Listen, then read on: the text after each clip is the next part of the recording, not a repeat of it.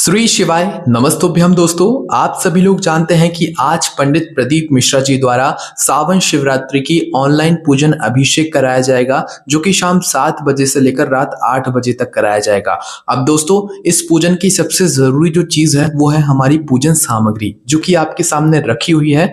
इस वीडियो में दोस्तों सबसे पहली बात आप ये समझ लीजिए कि हम आपको एक एक पूजन सामग्री अच्छे से तो बताएंगे ही बताएंगे, पर पंडित जी ने इसी पूजन सामग्री से जुड़े हुए कुछ उपाय भी बताए हैं, जो कि शायद आप लोगों को पता होंगे, कुछ लोगों को पता नहीं होंगे। और वो उपाय भी आप लोगों को करना जरूरी है, ताकि आपकी जो मनोकामना है वो इस पूजन के माध्यम से पूर्ण हो जाए। इस पूजन को करने के बाद वैसे भी आपकी मनोकामनाएं अपने आप पूर्ण होंगी, पर पंडित जी ने जो उपाय बताए हैं इस पूजन के समय के, भाई वो भी आप लोगों को जरूर करने चाहिए। तो सबसे पहले दोस्तों हम लोग ये पूजन सामग्री एक एक करके जान लेते हैं। उसके बाद में जो बाद की जो उपाय है, भाई जो पूजन सामग्री के बीच में हमें करना है या पूजन विधि के बीच में हमें करना है, वो भी हम आप लोगों को यहाँ पर बता देते हैं। ठीक है, तो सबसे पहली चीज दोस्तों आप लोग ये बात समझ लीजिए कि इस बार की जो सावन की शिवरात्रि है, भाई इसका बहुत ही बड़ा विशेष महत्व है, क्योंकि पंडित जी ने खुद कहा है कि भाई इस बार की जो सावन शिवरात्रि है ये पूरे 72 साल बाद आई है, मतलब 72 ईयर्स बाद आई है। अब ये क्यों इतनी खास है? क्योंकि दोस्तों इस बार का जो सावन है ये सोमवार के दिन से ही शुरू हुआ है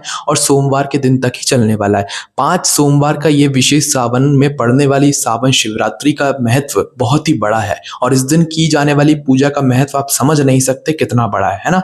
तो भाई इस पूजन को आप लोग बहुत ध्यान से करना, अच्छे से करना। इस पूजन का जो लाइव है, मतलब जो लाइव चलाया जाएगा कि आपको पूजन कैसे करनी है, वो पूरा हमारे चैनल पर चलाया जाएगा। शाम 7 बजे से पहले पहले आप लोगों को इसी चैनल पर लाइव देखने के लिए मिल जाएगा, जहां पर आप अपनी पूजन को जो है देखकर कर सकते हैं। ठीक है, आपको अपना मोबाइल पूजन वाली जगह पर लेकर बैठना पड़ेगा। और हम आपको बता दें, ये पूरी जो आप पूजन करने वाले हो ना, ये अपने घर में सबसे शुद्ध स्थान, मतलब कि आपके घर में जहां पर भगवान विराजित हैं, आपका घर का मंदिर है, वहां पर बैठकर करना है, कहीं और नहीं करना है। क्योंकि कई सारे लोगों ने पूछा है कि ये पूजा हम घर के अंदर करें या घर के बाहर करें, तो ये पूजन आपके घर के अंदर, घर के मंदिर में होगी। ठीक है, मंदिर में कहने का मतलब है कि मंदिर के पास में होगी। ठीक है, फिर उस जगह से आप लोगों को अपनी पूजन करनी है, उसी जगह पर आपके घर के सभी सदस्यों को बैठना है और पूजन करना है। पूजन की एक ही सामग्री होगी और सारी चीजें एक ही होंगी, एक ही पार्थिव शिवलिंग रहेगा और एक ही पूजन सामग्री रहेगी। ठीक है, बस पूरा घर परिवार उसमें शामिल रहेगा, इस बात का ध्यान रखना। ठीक है, तो सबसे पहले हम लोग एक सामग्री जल्दी से देख लेते हैं, उसके बाद हम आप लोगों को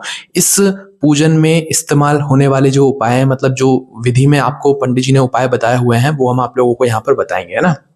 तो सबसे पहली चीज दोस्तों, इस पूजन विधि में पंडित जी ने लाइन से चीजें बताई हैं, सामग्री बताई है, लिस्ट बताई है, उस हिसाब से हम देखते जाते हैं। सबसे पहले है हमारा 1 लोटा जल, और ध्यान रखना इसमें हमने कुछ नई सामग्री भी जोड़ी है, जो कि इस पूजन में हमें लगने वाली है। इसलिए जिन लोगों ने पहले सामग्री समझ ली है वो लोग ये वीडियो पूरा देखें, कुछ नई सामग्री यहाँ पर हमने बताई है इस वीडियो में। ठीक है, तो यहाँ पर देखिए, सबसे पहले ये है हमारा 1 लोटा जल। ठीक है, 1 लोटा जल आप रखोगे, इसके अलावा एक पात्र में और आप जल रखना, ताकि आपका अगर ये जल खत्म हो जाए, होता ही है जल अभिषेक में, जल खत्म हो ही जाता है, ये हो जाए तो उसके बाद आप वहीं के वहीं बैठकर दूसरा जल पात्र में से अपना ये जल भर लो, है ना। पर दोस्तों इस पूजन में एक बार बैठने के बाद ना आपको उठना है, ना आपके घर के परिवार के सदस्यों को उठना है। अगर कोई एक घर परिवार का सदस्य मतलब अगर उपस्थित नहीं है तो भी आप ये पूजन कर सकते हो, कोई दिक्कत वाली बात नहीं है। अकेले भी कर सकते हो, साथ में भी कर सकते हो, है ना। वैसे तो पूरा परिवार आपकी इस पूजन में शामिल होना चाहिए। उसके बाद में हमारे 21 गेहूं के दाने हैं। ये दोस्तों आप 21 गेहूं के दाने यहाँ पर आते हैं। ये गेहूं के दाने दोस्तों आपके घर में आपको आसानी से मिल जाएंगे। जिस गेहूं को आप पिसवाते हो, जिसकी आप रोटी बनवा कर खाते हो, भाई वही गेहूं है ये। 21 गेहूं के दाने लेना है, ये सिर्फ 21 है ना। 21 गेहूं के दाने के बाद में दोस्तों आपको लेना है 5 कमल गट्टे। अब 5 कमल गट्टे भी हम आप लोगों को दिखा चुके हैं, वापस से देख लीजिए।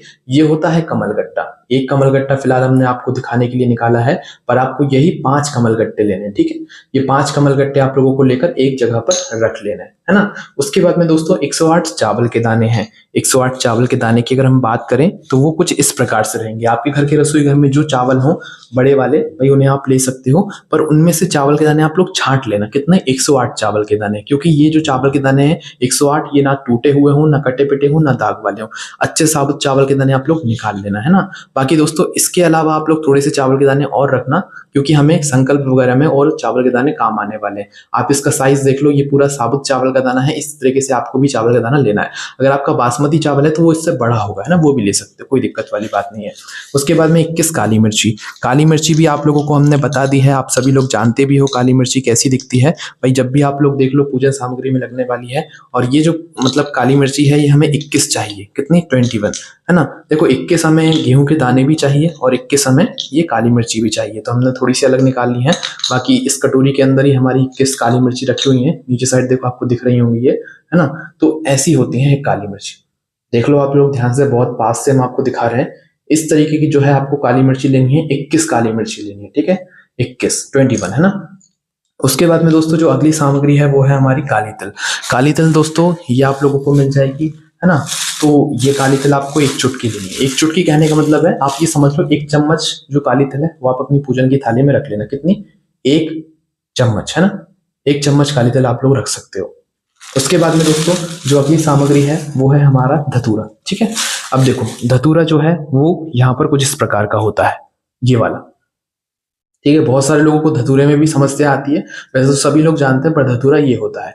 अब इसी धतूरे का पंडित जी ने अपनी अभी की कथा में एक उपाय बताया है, वो उपाय भी आप लोग अभी सुन लीजिए, ठीक है। क्योंकि हमने आपको बताया था पूजन सामग्री के साथ में हम आपको पंडित जी द्वारा बताए गए इस सावन शिवरात्रि का पूजन विधि में जो उपाय है भाई वो भी आप लोगों को बताएंगे। तो देखो इस एक धतूरे का ही उपाय है और यही धतूरा आपको अपने पूजन में उपयोग करना है, इसी धतूरे से आपको उपाय करना है, पंडित जी ने खुद बोला है, ठीक है। अलग से धतूरा नहीं लाना है, इस पूजन में सिर्फ हमें एक धतूरा चाहिए और इसी एक धतूरे से आपको उपाय करना है, ठीक है। अब उपाय कैसे करना है वो सुनो और क्यों करना है। तो देखो अगर आप लोग चाहते हो कि आपके घर परिवार के सभी सदस्य एक दूसरे से मिलजुल कर रहें, कभी भी लड़ाई झगड़ा ना रहे, प्रेम बना रहे, और अगर आपके घर में क्लेश बहुत होता है, लड़ाई झगड़ा बहुत होता है, एक दूसरे को लोग दुश्मनों की तरह देखते हैं, ऐसी अगर आपके घर में स्थिति बनती है ना, तो ये वाला उपाय आपको करना चाहिए। वैसे भी ये उपाय सबको करना चाहिए, अपने आप सभी लोगों के घर में जो है प्रेम बनना शुरू हो जाएगा, ठीक है। तो करना क्या है, देखो ये जो धतूरा है ना, ये एक धतूरा है ना, अभी आपके सामने है। अब इस धतूरे को क्या करना है आप लोगों को, जो धतूरे का पीछे वाला भाग है, कौन सा, ये वाला, है ना, धतूरे का जो पीछे वाला भाग है इस पर आपको क्या करना है, पीला चंदन लगाना है। पीला चंदन कहने का मतलब है, हम आपको पूजन वाली थाली में से उठाकर बता देते हैं। ये देखो ये है हमारा पीला चंदन, जो कि आप लोग अपनी पूजन की थाली में वैसे ही रखोगे, तो वहीं उसी थाली में से आपको अपना चंदन उठाना है। चंदन उठाकर क्या करना है, पीले चंदन को इस धतूरे के इस पीछे वाले भाग में लगा लेना है, ठीक है। ये गोलम गोल जो है डंडी के ऊपर भी लगा सकते हो, पर इस जगह पर पूरे में आपको पीला चंदन लगा लेना है। थोड़ा सा नहीं लगाना है, थोड़ा सा ये पूरे में जो है पीला चंदन, ये पीछे की जो ये फूल जैसा आप लोगों को दिख रहा है ना धतूरे का, इसमें पूरे में आप लोग पीला चंदन लगा लेना, ठीक है। पूरे में पीला चंदन जैसे ही लगा लो, ये पीला चंदन सिर्फ पीछे वाले भाग में लगेगा इस धतूरे के, ध्यान रखना, ठीक है। अब जैसे ही पीछे वाले भाग में आप पीला चंदन लगा लेते हो, इसके बाद में अब जो आगे का भाग रहेगा, मतलब ये जो कांटे वाला भाग है ना, इसमें आप लोगों को लगाना है अपना लाल चंदन, ठीक है। लाल चंदन ये रखा हुआ है हमारा, तो ये आप लोगों को लाल चंदन इस आगे वाले भाग में लगाना है, ठीक है। पीछे पीला चंदन लगाना है और आगे इतने वाले भाग में, या तो पूरे में भी लगा सकते हो, पर आधे आधे में लगा देना आप, इतने इतने में आपको ये लाल चंदन लगाना है, ठीक है। जैसे ही आपको ये चंदन लग जाए, है ना, पहले से भी लगाकर तैयार करके रख सकते हो। जिस समय अपनी पंडित जी ऑनलाइन पूजा विधि में, या अब जब हमारे चैनल पर लाइव देखोगे, जिस समय पंडित जी हमें ये धतूरा अपने पार्थिव शिवलिंग पर चढ़ाने के लिए बोलेंगे, उस समय हमें ये धतूरा मतलब अपनी पार्थिव शिवलिंग पर शिव जी के ऊपर चढ़ाना है, ठीक है। आप ये जो तैयारी है ये पहले से करके रखना उपाय की, पीछे पीला चंदन लगाओगे, है ना, और आगे लाल चंदन लगाओगे, है ना। जब पंडित जी चढ़ाने को बोलेंगे उसी समय हमें चढ़ाना है, पहले नहीं चढ़ाना है इसे, है ना। तो ये हमारा एक धतूरा हो गया, है ना। उसके बाद में दोस्तों जो हमारी अगली सामग्री है वो है यहाँ पर हमारा बेलपत्र, है ना। तो बेलपत्र कितनी लेनी है, 7 बेलपत्र लेनी है ना। आप सभी लोग जानते हो कि 7 बेलपत्र कैसी लेनी है, आप लोगों को अच्छी साबुत लेनी है, खंडित नहीं लेनी है ना। एक बेलपत्र हम आपको उठाकर भी बता देते हैं, वैसे हमने 7 जो है पहले से इकट्ठे करके रखी हुई हैं, ये सिर्फ हमने आपको भी समझाने के लिए रखी हुई है, बाकी हम और भी बेलपत्र लेकर आ जाएंगे जो कि मतलब पूजन में उपयोग होंगी। तो ये देखो कितनी साबुत बेलपत्र है, आपको भी ऐसी बेलपत्र लानी है। अब दोस्तों अगर ये बेलपत्र आपको ना मिले, वैसे तो आपको पता है कि बेलपत्र हमें लगने वाली है, तो भैया आपको अपनी पूरी कोशिश करना है, आप बेलपत्र खरीद कर ले आओ या तो वृक्ष से तोड़ कर ले आओ, ठीक है। पर अगर आपको बेलपत्र ना मिले तो भाई उस समय पर आप शिव जी के मंदिर जाकर शिवलिंग के ऊपर से शिव जी से आज्ञा लेकर अपनी बेलपत्र ले लेना, जितनी आपको काम में लगे। जैसे 7 बेलपत्र में हमें लग रही हैं तो 7 बेलपत्र ये ले लेना। सिर्फ शिवलिंग के ऊपर से उठाने का बेलपत्र का नियम है, इसके अलावा पंडित जी ने और कुछ नहीं बताया है ना। तो ये हमारी बेलपत्र है, तो 7 बेलपत्र ये आपको रखनी पड़ेंगी अपनी पूजन की थाली में। उसके बाद में दोस्तों साथ ही आपको शमी पत्र रखना है, जो कि कुछ इस प्रकार से होंगे। दोस्तों शमी पत्र जो है ना, आप लोग कुछ लोगों से पहले पूछ लेना, क्योंकि यहाँ पर लोगों को फोटो में जो है शमी पत्र अलग दिखते हैं, वैसे अलग दिखते हैं ना। तो शमी पत्र ये आपको कितने लेना है वो भी ध्यान से सुन लो। तो 7 ही आपको शमी पत्र लेना है। अब दोस्तों यहाँ पर ये आपको 7 शमी पत्र तो लेना ही लेना है, पर शमी पत्र जो है दोस्तों आप लोगों को क्या करना है कि उपाय में भी लेना है, ठीक है। ये 7 जो शमी पत्र है, 1 2 3 4 5 6 7, ये जो 7 शमी पत्र हैं, ये 7 शमी पत्र तो आपकी पूजन की थाली में होने ही चाहिए, ठीक है। इस पूजन की थाली में होने ही चाहिए, पर जो उपाय के शमी पत्र हैं वो अलग होने चाहिए। पंडित जी ने बोला हुआ है दोस्तों, ये जो शमी पत्र हैं ये एक एक शमी पत्र आपके घर के सभी सदस्यों के पास होने चाहिए पूजन करते समय, चढ़ाते समय। जिस समय पंडित जी शमी पत्र चढ़ाने के लिए बोले उस समय आप ये अपने 7 शमी पत्र अपनी पूजन की थाली में जो रखे हुए होंगे इसको तो चढ़ाओगे ही चढ़ाओगे, पर आपके घर के सदस्य जितने लोग भी इस पूजन में बैठे हुए, वैसे तो पूरा परिवार बैठेगा, तो भाई अपने घर के सभी सदस्यों के हाथ में एक एक शमी पत्र आप लोग जरूर देना, ठीक है। एक एक शमी पत्र देना, और एक एक शमी पत्र जब पंडित जी बोले अपनी ऑनलाइन पूजा में कि भाई अब शमी पत्र चढ़ाने का समय आ गया, आप चढ़ाइए आप लोग, तो भाई उस समय आपके घर के सभी सदस्यों को एक एक अपनी शमी पत्र चढ़ाना है भगवान से अपनी मनोकामना को करते हुए। मनोकामना नहीं भी बोलोगे तो भी चल जाएगा, पर एक एक शमी पत्र आपके घर के सभी सदस्यों के हाथों से चढ़ना चाहिए। मनोकामना मत बोलना, इससे होगा क्या कि भाई आपके आगे जितने भी काम होने वाले हैं आप उसमें सफल होगे।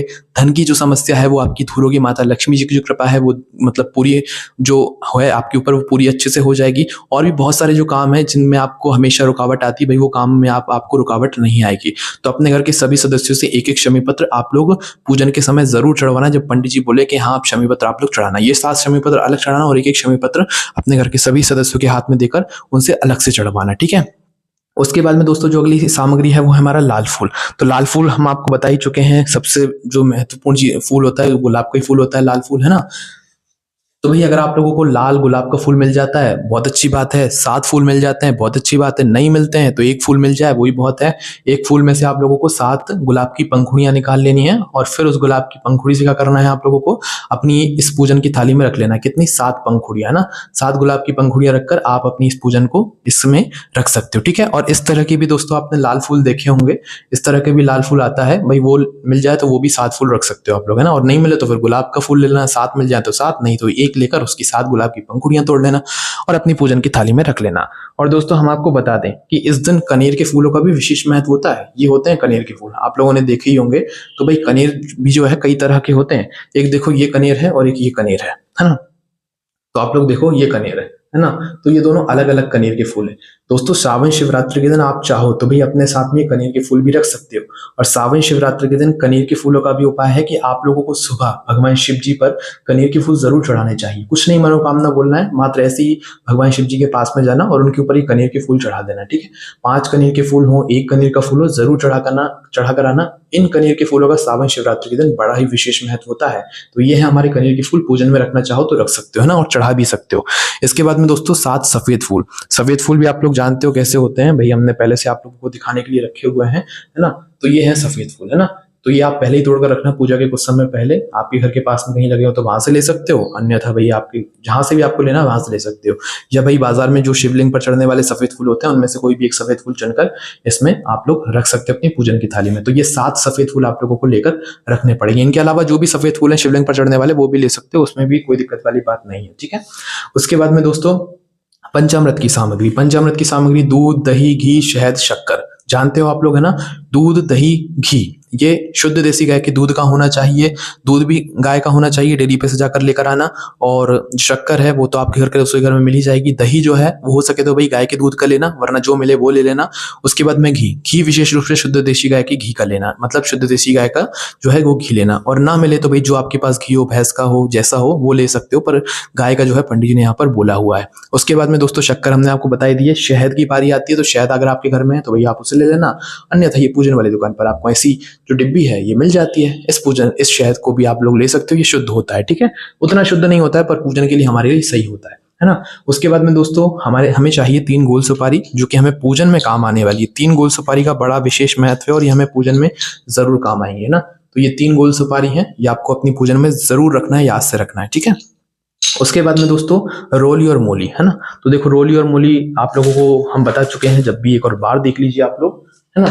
तो देखो ये होती है रोली, रोली कुमकुम आपने सुना होगा, तो वही ये चीज है, ये रोली कुमकुम है और ये मोली है। ये रोली है, ये मोली है। बहुत सारे लोग पूछ रहे हैं कि भाई हमें मोली की जगह जो है ये दे दिया है। तो देखो अगर ये है, ये भी आप पूजन में ले सकते हो, ये है तो ये भी आप पूजन में ले सकते हो। ये आटी है, कलावा है, दोनों ही एक ही चीज है, बस थोड़ा सा बहुत ही अंतर है।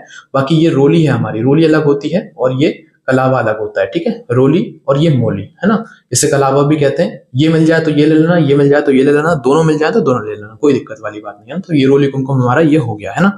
उसके बाद में दोस्तों जो हमारी अगली सामग्री है वो है हमारा अबीर और गुलाल, है ना। तो अबीर और गुलाल जो है पैकेट में आते हैं, जो कि ये कुछ इस प्रकार के हैं। ये आप लोगों को पूजन वाली दुकान वाला दे देगा, और ये मतलब हमारा जो है आप लोग जानते हो अबीर है और ये हमारा गुलाल है, ठीक है। इसके बाद में अगली जो सामग्री है वो है हमारा लाल चंदन और पीला चंदन, ठीक है। तो लाल चंदन और पीला चंदन अभी हमने आपको बताया था, क्योंकि उपाय में हमें काम आ रहा था। ये है हमारा लाल चंदन, ये है हमारा पीला चंदन। पीले चंदन को अष्टगंध भी कहते हैं, है ना। तो लाल चंदन और पीला चंदन दोस्तों, ये एक एक सामग्री हम आपको इसलिए अच्छे से बता रहे हैं ताकि आपकी पूजा सफल हो सके, ठीक है। इसलिए ध्यान से वीडियो को पूरा देखना आप लोग, है ना। तो ये हमारा लाल चंदन, ये हमारा पीला चंदन, ये आप लोगों को लेकर आना है, ठीक है। उसके बाद में अगली जो सामग्री है दोस्तों वो है कपूर। कपूर आप लोगों को जैसा कपूर मिल जाए भाई वैसा ले आना। हम फिलहाल पैकेट वाला जो कपूर होता है वो लेकर आए हुए हैं, ठीक है। तो कपूर भी हमारा यहीं पर रखा हुआ है, हम आपको दिखा देते हैं। ये रखा हुआ है, देखो ये है हमारा कपूर, जो कि कुछ इस प्रकार का है। पास से भी हम आपको दिखा देते हैं। ये 10-15 रुपए की पैकेट आती है। तो भाई एक थैली भी अगर आपकी कपूर की है चल जाएगी, और जितना भी आपके पास कपूर है जो भी है चल जाएगा, बस अच्छा वाला कपूर लेकर आना, चल जाएगा, है ना। उसके बाद में दोस्तों कपूर लेने के बाद 2 दीपक आपको लेने हैं। दीपक आप लोग मिट्टी के लोगे। मिट्टी के दीपक लेने के बाद उसके अंदर गोल बत्ती रखोगे। 2 ही गोल बत्ती होंगी, मतलब ये एक ही गोल बत्ती एक दीपक के अंदर, और उसके बाद शुद्ध देसी गाय का घी आप उनमें डालोगे। ये दीपक शुद्ध देसी गाय के घी से जलेंगे, इस बात का ध्यान रखना। उसके बाद में अगली सामग्री है जनेऊ। तो ये है हमारे 2 जनेऊ, जो कि आप लोग देख सकते हो, है ना। तो ये है हमारे 2 जनेऊ, देखो इस तरह के जो है आपको जनेऊ लेने, ये हमें पूजन में काम आएंगे। अगर हो सके तो भाई ये 2 की जगह 4 आप लोग जनेऊ रख लेना। पिछली बार जो है लोगों को मतलब ज्यादा आवश्यकता पड़ गई थी, तो 4 जनेऊ हो जाए तो ज्यादा बेहतर है। बाकी 2 भी चल जाएगा, कोई दिक्कत वाली बात नहीं है ना। उसके बाद में लौंग और इलायची। तो लौंग और इलायची भी आप लोगों को कितनी लेनी है, 5-5 लेनी है, ठीक है। भले ही कम उपयोग में हो पर 5-5 तो आप रख लेना। ये 5 लौंग है, 5 इलायची है, देख लो 5 लौंग है और 5 इलायची है, ठीक है। इस तरह की आप लोगों को 5 लौंग और 5 इलायची रख लेनी है। उसके बाद में पान का पत्ता। पान के पत्ते आप लोग 2 रख लेना। वैसे एक ही काम में आएगा पर 2 रख लेना, क्या पता एक और काम में आ गया तो भाई हम काम डबल्स नहीं उठेंगे, इसलिए 2 पान के पत्ते आप लोग अपनी पूजन की थाली में पहले से तैयार करके रख लेना, ठीक है।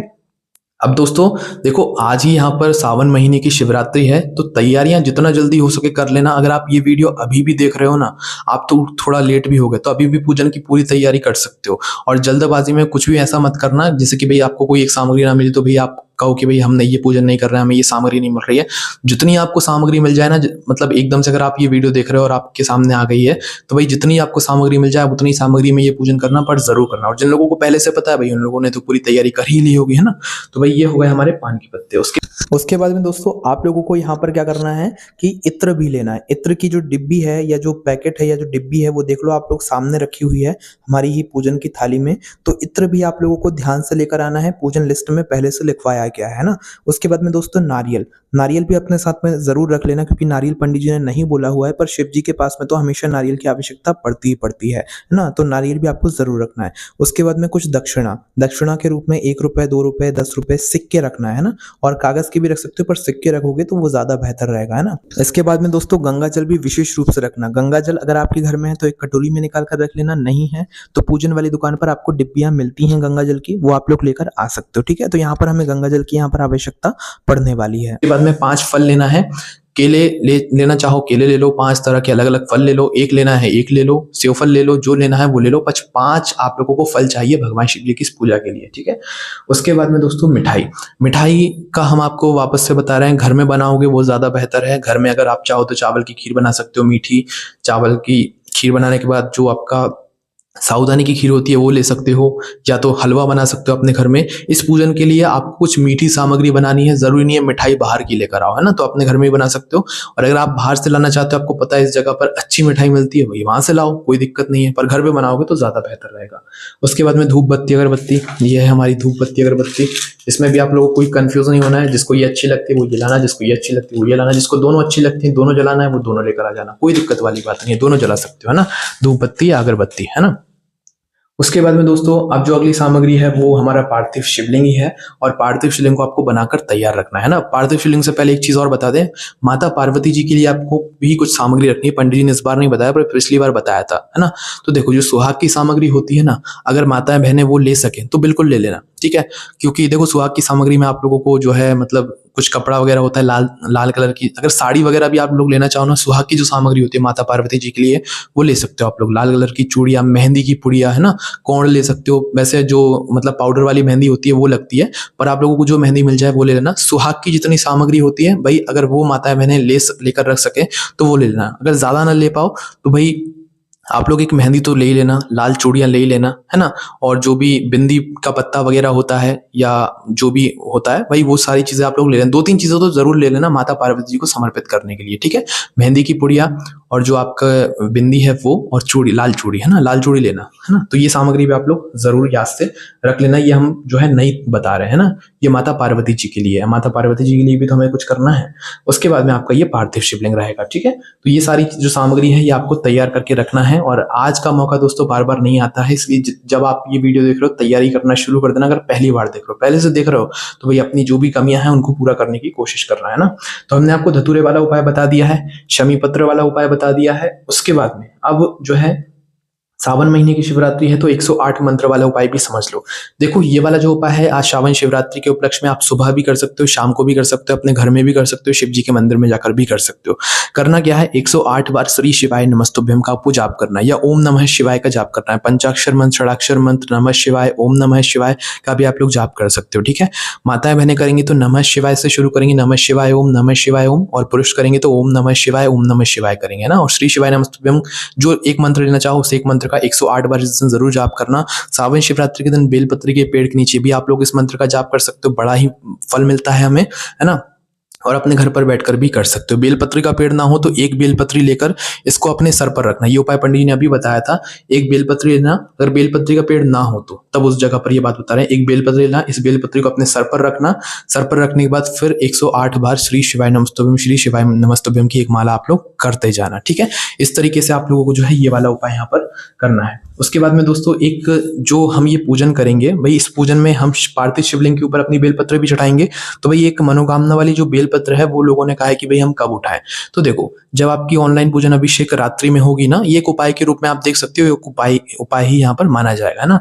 तो जो आपकी पार्थिव शिवलिंग है, जैसे आपने पूजन के समय बेलपत्र चढ़ाई, आपकी सारी पूजन हो गई, पूजन रात 8 बजे खत्म हो जाएगी, पूरी हो जाएगी, ठीक है? तो रात 8 बजे के बाद 9 बजे करीब, या तो 9 बजे करीब नहीं, आप लोग जब विसर्जन करने के लिए जाओ, वैसे तो सभी लोग सुबह करेंगे पर जो लोग रात में विसर्जन करें तो विसर्जन के पहले अपनी एक बेलपत्र अपनी किसी भी मनोकामना के साथ में उठाना, भगवान से आज्ञा लेकर, परमिशन लेकर कि भगवान ये जो बेलपत्र ये जो बेलपत्र है ये हम अपनी इस मनोकामना के लिए उठा रहे हैं। आप अपनी मनोकामना मतलब आप अपना आशीर्वाद हम पर जरूर पूरा कर देना और हमारी जो मनोकामना है उसे पूर्ण जरूर कर देना। या आप अपनी इस बेलपत्र को तिजोरी में रखने के लिए, धन वाली जगह पर रखने के लिए ले रहे हो तो भाई वो ले लेना। उसके बाद में जब आपकी ये बेलपत्र मतलब पूरी सूख जाए या तो आपकी मनोकामना पूर्ण हो जाए तो फिर आप इसका विसर्जन कर सकते हो, और या तो हमेशा भी आप इसे अपने पास में रख सकते हो। तो मनोकामना वाली जो बेलपत्र है वो आपकी पूजन होने के बाद जब आप विसर्जन करने के लिए लेकर जाओगे उससे पहले आपको उठानी है, एकदम से नहीं उठानी है, ठीक है? विसर्जन करने के लिए जब आप उठाने जाओ ना तो उस समय भगवान से आपको आज्ञा लेकर इस काम के लिए आप इस बेलपत्र को उठा रहे हो फिर उठाना है, ठीक है? और रोग मुक्ति के लिए भी उठा सकते हो, है ना? रोग मुक्ति के लिए भी आप इस बेलपत्र को यहाँ से उठाकर भगवान से परमिशन लेकर ले सकते हो, है ना? तो ये हो गया हमारा यहाँ पर मतलब बेलपत्री उठाने वाला उपाय, मनोकामना की जो बेलपत्री है वो उठाने वाला उपाय, है ना? उसके बाद में दोस्तों एक और उपाय है जो कि विसर्जन के समय का है, मनोकामना बोलने का है, या तो आप लोग ये समझ लो कि दुख और परेशानी दूर करने का है। तो देखो यहाँ पर आपको करना क्या है, यहाँ पर एक विसर्जन का भी उपाय पंडित जी ने बताया हुआ है कि आपको मनोकामना कब बोलना है। फिलहाल तो अभी ऐसे ही शिवलिंग है, आप लोग ध्यान रखना। आपको सबसे पहले विसर्जन करने से पहले अपना जो पात्र है, तसला वगैरह है, उसके अंदर पहले से जल भरकर रखना है घर के बाहर। अभी तो हमने घर के अंदर आपको समझाने के लिए रखा हुआ है ना। तो भाई हमने विधि आपको पहले ही पूरी बता दी है, बस ये हम आपको उपाय समझा रहे हैं, है ना। तो उपाय में आपको करना है, जब आप इस पार्थिव शिवलिंग का विसर्जन करने के लिए जाओ तो इस जलाधारी का मुख अपनी तरफ करके रखना। जलाधारी जो आगे की तरफ होती है, इसका मुख अपनी तरफ, और इस बेलपत्र की डंडी का मुख भी आपकी तरफ ही होना चाहिए। तो भाई इसका विसर्जन करते समय इस जलाधारी को देखते हुए आपको इसका विसर्जन करना है और भगवान से अपनी मनोकामना जरूर बोलना है, ठीक है। तो ऐसे आपको विसर्जन करोगे, है ना। तो विसर्जन करते समय इस चीज को देखते हुए, इस जलाधारी वाले भाग को देखते हुए आपको अपनी मनोकामना बोलना है। दुख और परेशानी जो है उसको बोलकर इसे विसर्जन कर देना है। बस यहाँ पर आपकी जो मनोकामना है वो पूर्ण होना शुरू हो जाएगी, ठीक है। तो इस जलाधारी को देखते हुए अपनी मनोकामना जरूर बोल देना। ये जिस चीज के लिए आपने ये विशेष पूजन करी है ना, आप वो बोल देना। देखो आपका मन है तो आप बोल सकते हो, नहीं बोलना चाहो तो भी भगवान शिव आपको इस पूजन के बाद इतना कुछ देंगे जिसकी आपने कभी कल्पना भी नहीं करी होगी। दोस्तों आज श्रावण शिवरात्रि के उपलक्ष्य में ये मौका अपने हाथ से मत जाने देना। और पंडित जी द्वारा बताया गया ये ऑनलाइन पूजन अभिषेक शाम 7 बजे से रात 8 बजे तक जरूर करना। ये ऑनलाइन पूजन अभिषेक आपको हमारे चैनल पर लाइव मिलेगा। शाम 7 बजे से कुछ समय पहले से हम लाइव कर देंगे ताकि आप लोगों को अच्छे से तसल्ली हो जाए और आपको लोग जो है घबराओ ना, ठीक है। ये ऑनलाइन पूजा आप खुद कर सकते हो, किसी को बुलाने की जरूरत नहीं है, अपने ही घर में कर सकते हो। और जैसे जैसे हम आपको बताते जाएंगे वैसे वैसे करना। ये पूरा लाइव चलेगा, ऐसी वीडियो नहीं चलेगी, लाइव चलेगा, ठीक है। लाइव में जुड़ने के लिए आप चैनल को सब्सक्राइब कर लेना, बेल घंटी को जो है दबा लेना, ध्यान से दबा लेना, ठीक है। और उसके बाद में ये लाइव आपके सामने अपने आप पहुंच जाएगा और आप इस पूजन का लाभ ले सकते हो, है ना। घर के सभी सदस्यों के साथ में अपनी ये पूजन करना, भगवान का आशीर्वाद प्राप्त करना। श्रावण शिवरात्रि का ये मौका 72 साल बाद आया है। 5 सोमवार इस सावन सोमवार में पड़ रहे हैं, इस सावन में पड़ रहे हैं, तो मौका अपने हाथ से मत जाने देना। बाकी दोस्तों इस पूजन से जुड़ी हुई या उपाय से जुड़ी हुई आपके मन में कोई भी परेशानी है, कुछ आपका प्रश्न है, कमेंट करके जल्दी से पूछ लेना, आपको जवाब मिल जाएगा। ओम नमः शिवाय, जय गुरु श्री शिवाय, नमस्तुभ्यम।